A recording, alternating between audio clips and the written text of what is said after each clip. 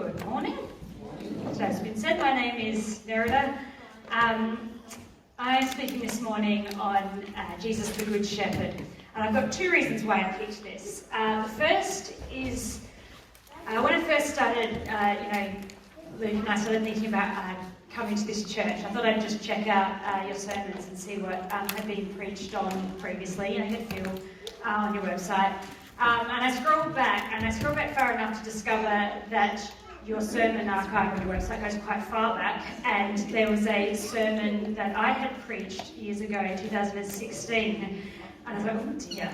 And so I listened to it, which I don't recommend, both listening to your own sermon and listening to that sermon. And actually it wasn't too bad. I was a little bit nervous because I didn't know you, and you can kind of get away with saying anything when you don't know people. I was like, what did I say? How did I come across? How did I present myself?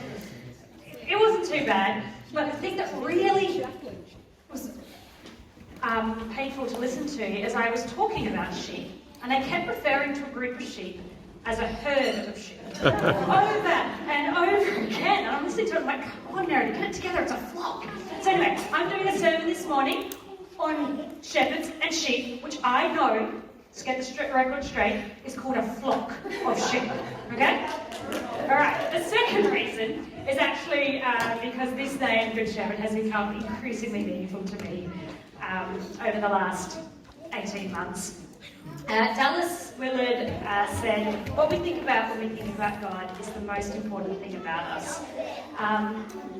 And I think it's really true. If we believe God is love, that will change how we see Him, how we see the world, how we see others. If we believe that God is judgment, that will change the way we see and interact. If we believe God doesn't exist, then everything is meaningless. If we think He's near or far, it changes how we interact with Him, how we interact with others. And so it is the most important thing about us. Julie shared that image of the stepping stones of Jesus' name and how they are the stones that we stand on. I think the really beautiful thing about having different people preach is you get to learn from their learning and learn what they have learned about Jesus. So, for example, we had Tani speak about Jesus' friend of sinners and how she learned that is who Jesus is, and so that changes the way she interacts with people. Luke, being a horticulturalist, shared about how Jesus is the vine, but his knowledge and then how does that change the way he lives. Phil talked last week about Jesus being the bread of life and how his experiences of fasting have changed the way he sees the way Jesus nourished him, and therefore the way he seeks nourishment and what he offers. And I think, said there's 100 different names or whatever it is, but I think the key, the richness comes not just from, having a list and praying through a different one each day, but from really digging deep and learning from Jesus as all these different things, and then learning to live from that place. And I guess the gift of being able to listen to different people is, like, I get to save you 18 months of work, and you can just... So, you're getting the short version. This sermon is not going to go to 18 months, so breathe easy. But yeah, let's learn from each other. So, the Good Shepherd, firstly, comes from John 10. I'm going to jump around a little bit. So I'm just going to read a passage from John 10, so we can sort of hold that in one hand as I talk. So this is John 10, should be fairly familiar, verse 7 through 14, probably. Therefore Jesus said again, very truly I tell you, I am the gate for the sheep. All who have come before me are thieves and robbers, but the sheep have not listened to them. I am the gate. Whoever enters through me will be saved. They come in and go out and find pasture. The thief comes only to steal and kill and destroy. I have come that they may have life and have it to the full. I am the good shepherd. The good shepherd lays down his life for the sheep. The hired hand is not the shepherd and does not own the sheep. So when he sees the wolf coming, he abandons the sheep and runs away. Then the wolf attacks the flock and scatters it. The man runs away because he is a hired hand and cares nothing for the sheep. I am the good shepherd. I know my sheep, and my sheep know me. Just as the Father knows me, and I know the Father, and I lay down my life for the sheep. So, hold that passage in one hand in your memory. other passage that has been particularly meaningful for me is Psalm 23, which is the Lord is my shepherd psalm. You'll probably all be very familiar with it. About this time last year, our life had got particularly disorientating for me. I felt like I'd been pruned, stripped back, whatever metaphor you want to use. And I was feeling really, really empty. And so I found when I went to spend time with God in the morning, it just didn't really feel like I had it in me to do an in-depth Bible study or read through the Bible in a year or, I don't know, whatever. And I spent a lot of time, I'd just rock up and I'd just sit there in silence. And that didn't feel like a waste. That felt really meaningful. It felt like the right thing to do in that season, to just sit with God, even though I didn't really have words, didn't really hear him say anything, but just to be in his presence. One morning I felt led to read Psalm 23, so I did. And the next morning I felt like reading it again, so I did. And I just kept doing this. I kept rereading it, and basically for a year I just read Psalm 23 every day. And sometimes I'd try to read something else, and then I'd find myself back in it. And I read some study books, I listened to podcasts, I did a few friends who knew I was stuck in Psalm 23, like forwarded some stuff to me, which I appreciated. But I found, Psalm 23, we all know it. I thought I'd get over it pretty quickly. And I just didn't. I just found that it was just this deep well that I drawing from. So I'm just going to read Psalm 23. Like I said, it's probably fairly familiar, but we've got John 10 in his hand, so let's put Psalm 23 in his hand. The Lord is my shepherd, I lack nothing. He makes me lie down in green pastures. He leads me beside quiet waters. He refreshes my soul. He guides me along the right paths for his name's sake. Even though I walk through the valley of the shadow of death, I will fear no evil, for you are with me. Your rod and your staff, they comfort me. You prepare a table before me in the presence of my enemies. You anoint my head with oil, my cup overflows. Surely your goodness and love will follow me all the days of my life, and I will dwell in the house of the Lord forever. It's a beautiful passage, isn't it? So John 10, the context is in John 9, Jesus has just had a showdown with the Pharisees about the healing of a blind man, and they're arguing. And then he actually starts the passage with, very truly, I tell you, Pharisees. So it's a conversation between leaders is how it begins. And it's because Jesus is a leader. That's what the face-off is about. Pharisees are leaders, and Jesus is obviously a leader. He's got, thousands following him and, feeding them and healing them and all sorts of things. So the argument isn't really about whether Jesus is a leader. That's pretty obvious. It's about whether he's a good leader and what sort of leader is he. The Old Testament, Psalm 23 isn't the only picture of shepherds we have in the Old Testament. I just want to read just quickly a couple of them so you get the idea. In Ezekiel 34, Son of man, prophesy against the shepherds of Israel. Prophesy and say to them, this is what the sovereign Lord says. Woe to you, shepherds of Israel, who take only care of yourselves. Should not shepherds take care of the flock? You eat the curds, clothe yourselves with wool, and slaughter the choice animals, but you do not take care of the flock. And then it goes on to say in verse 11, for this is what the sovereign Lord says, I myself will search for my sheep and look after them. As a shepherd looks after his scattered flock when he is with them, so will I look after my sheep. I will rescue them from the places where they were scattered on a day of clouds and darkness. I will bring them into their own land. I will pasture them on the mountains of Israel. 23, I will place over them one shepherd, my servant David, and he will tend them. He will tend them and be their shepherd. I, the Lord, will be their God, and my servant David will be prince among them. And then there's a prophecy in Zechariah, which I particularly like. God asked Zechariah to go be a shepherd, and the sheep are really annoying, and he chucks a hissy fit and breaks his staff. And God says, then the Lord said to me, take again the equipment of a foolish shepherd, for I am going to raise up a shepherd over the land who will not care for the lost, or seek the young, or heal the injured, or feed the healthy, but will eat the meat of the choice sheep, tearing off their hooves. Woe to the worthless shepherd who deserts the flock.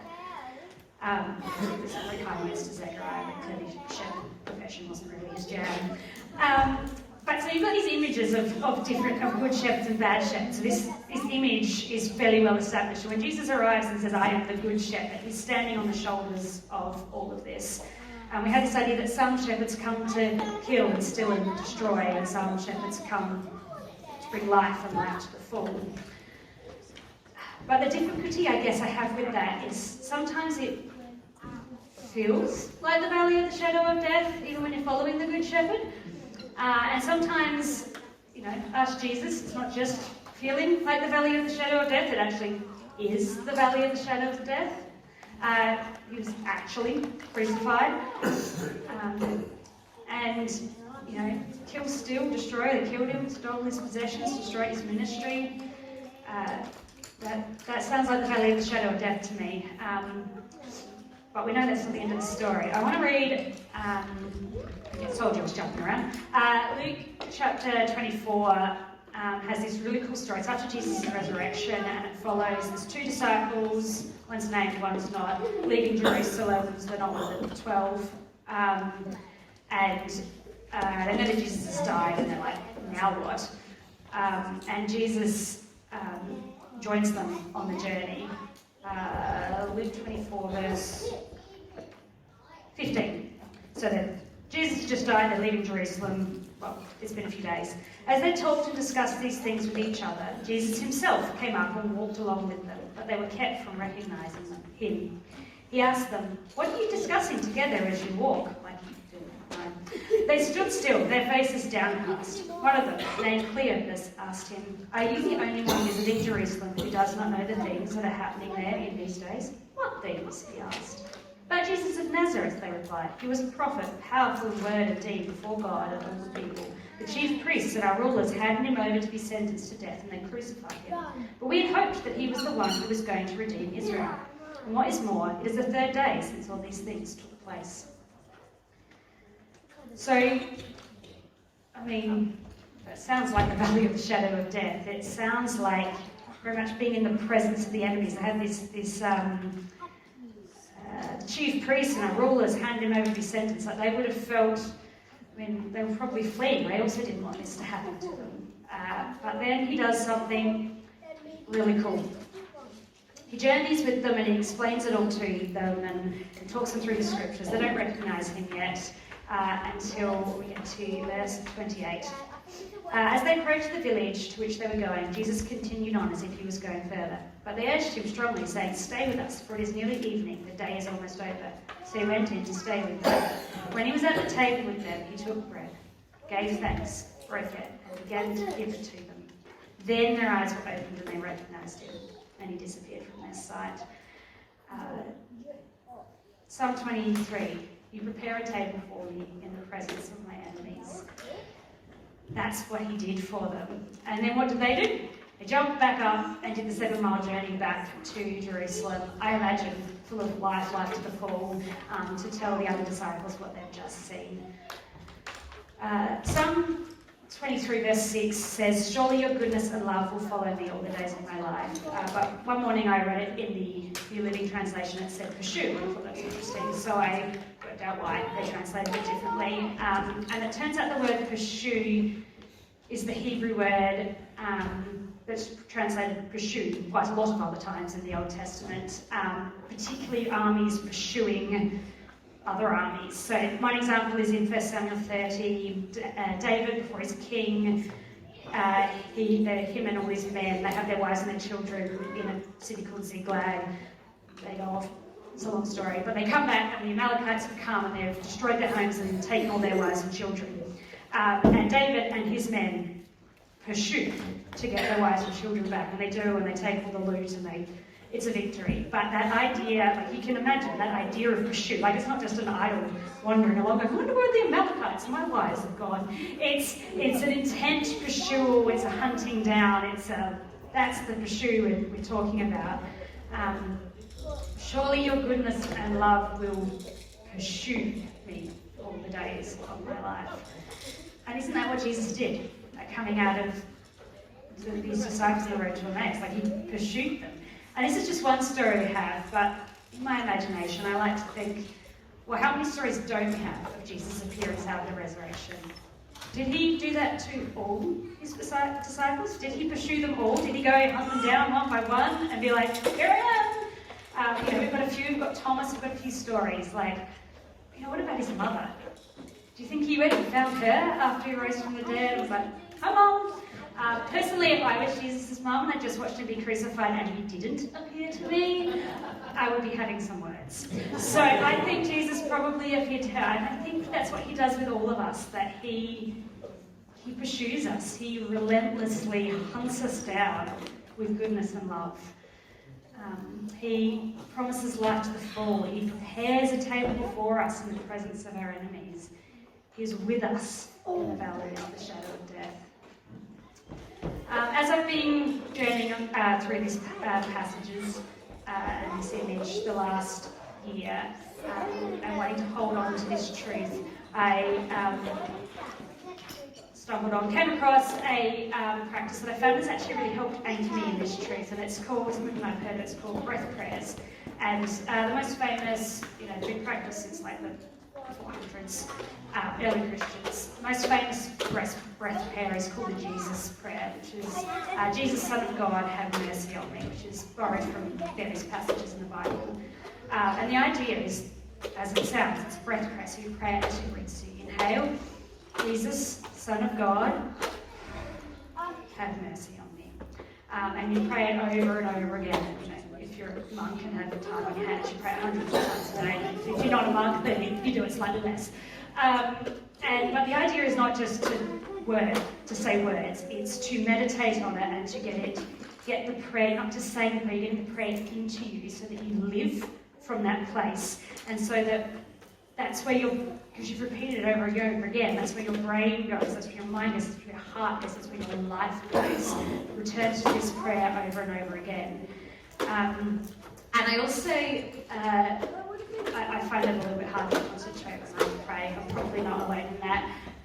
And quite often when people pray breath prayers, they use prayer beads to help them focus. So they have a string of beads and they inhale and exhale on each bead.